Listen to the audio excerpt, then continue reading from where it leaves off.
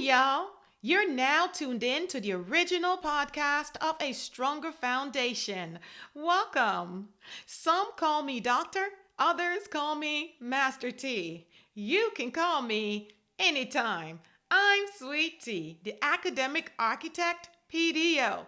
That's planner, designer, and overseer of the academic success plan for kids. So call your neighbor or call somebody and let them know it's that time. Hey, y'all.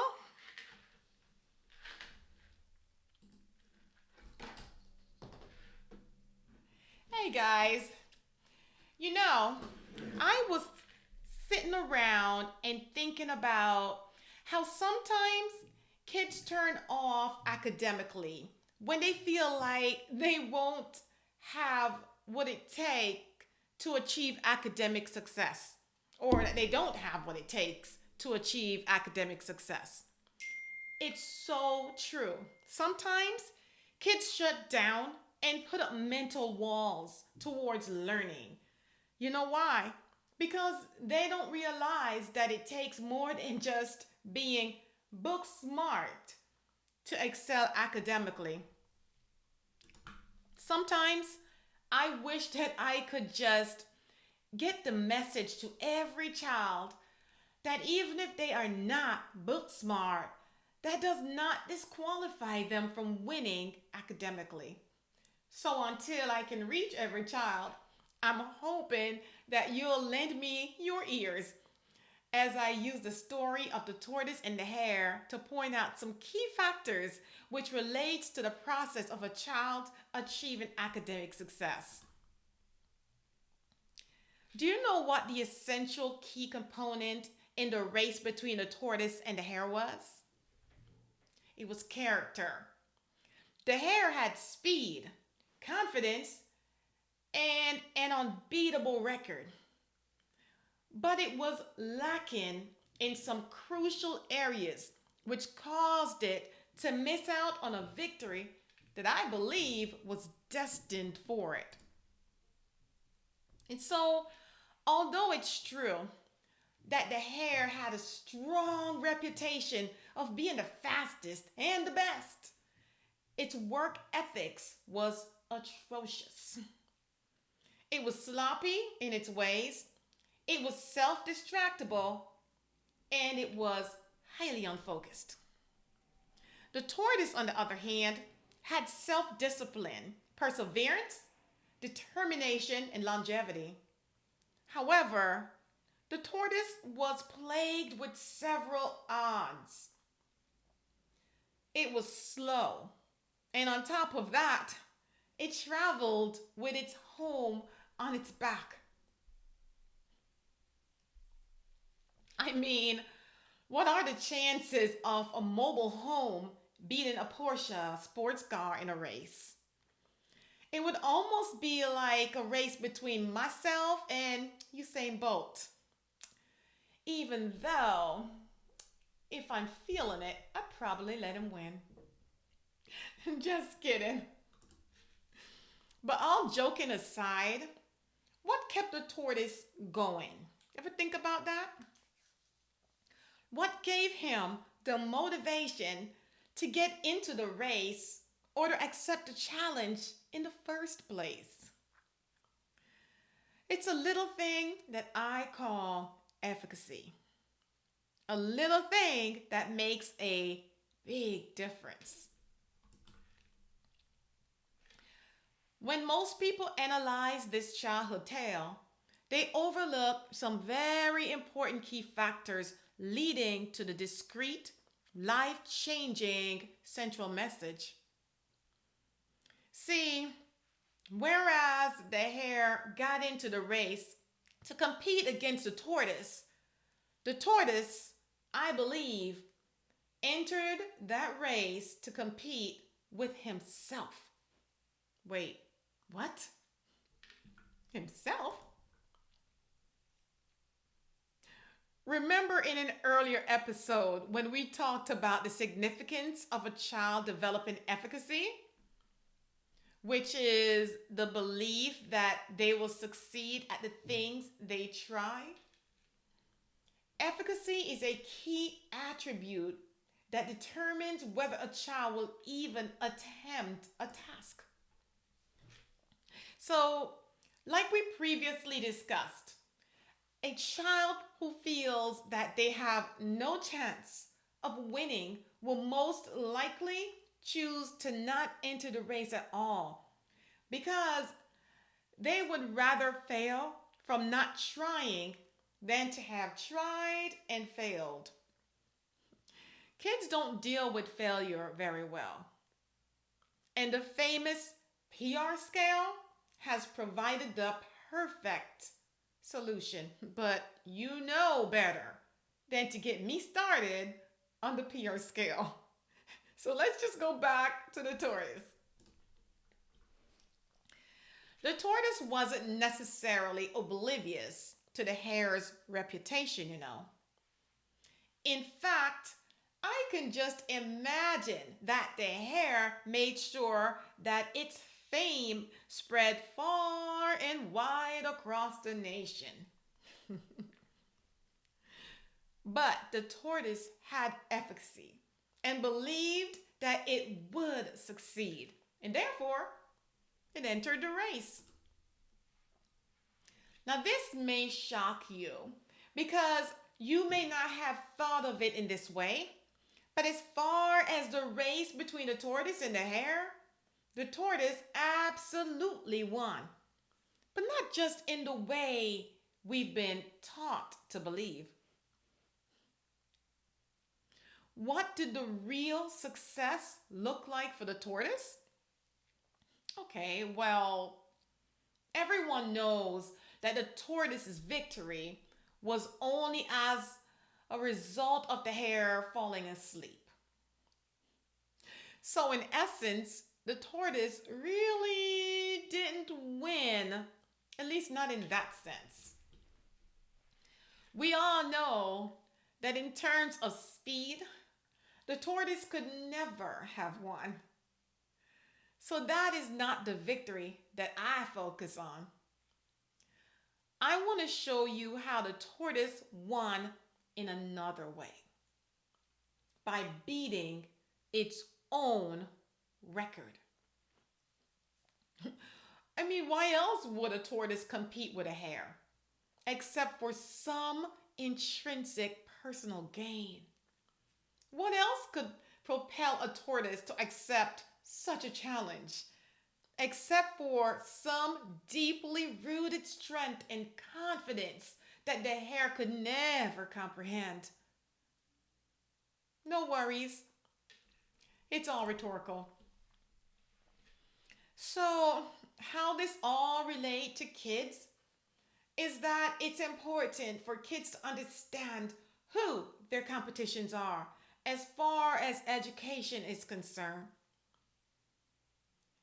If only you knew how many children lose steam and give up simply because they tend to focus on the wrong competitor. They focus on that kid in the classroom that always seems to have the answer and raises their hand before the teacher can ever complete the question. The child looking at that other energetic child, they become intimidated and begin to internalize academic defeat. And in some way, the child begin to visualize themselves in a race with that other student. In their visualization, I can imagine they see that other student 3/4 ways down the track while they themselves are barely outside of the blocks, the starting blocks. They're still there at the starting line. The child thinks to themselves, there is no way that I can catch up to that genius. So I may as well pull over and play in that sandbox. The problem here is that the child doesn't understand who their competition is. They don't understand that the only competition that they should be concerned about is the competition between themselves. Oh, come on now. Don't act like you're not familiar with the famous Freudian theory regarding the multiple versions of oneself. You know, that constant internal battle between the actual version of who we are and the ideal version of who we know we could be. Are we back on the same page now? Good. And so the competition must be between the student and themselves. It's all about beating their old record or the previous test scores or improving on their other shortcomings. It's about beating the time it takes to complete a certain academic task. And that is how kids win. That's how they become the best version of themselves, one moment at a time. So, when I talk about the tortoise's victory, I'm referring to beating its own record. Pertaining to a student, helping them to develop self efficacy can make all the difference in their willingness to try harder. It's the key component in any student who is driven to achieve academic success. So, why is this so significant for a child to develop efficacy? It's important because, and I really need you to hear this. You see, not even the best teachers with the best strategies and resources can reach a student unless that student wants to be reached. Understand that when students lack efficacy, they put up mental blocks to learning. The average child is not aware of their mental blocks, but maybe, just maybe, they should be.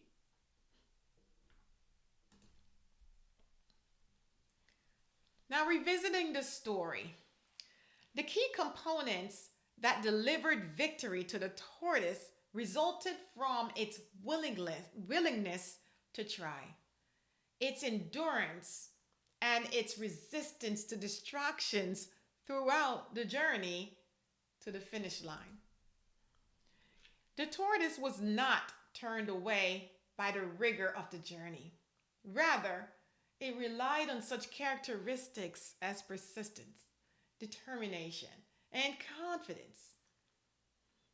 But where did those characteristics come from? Was the tortoise just born with them?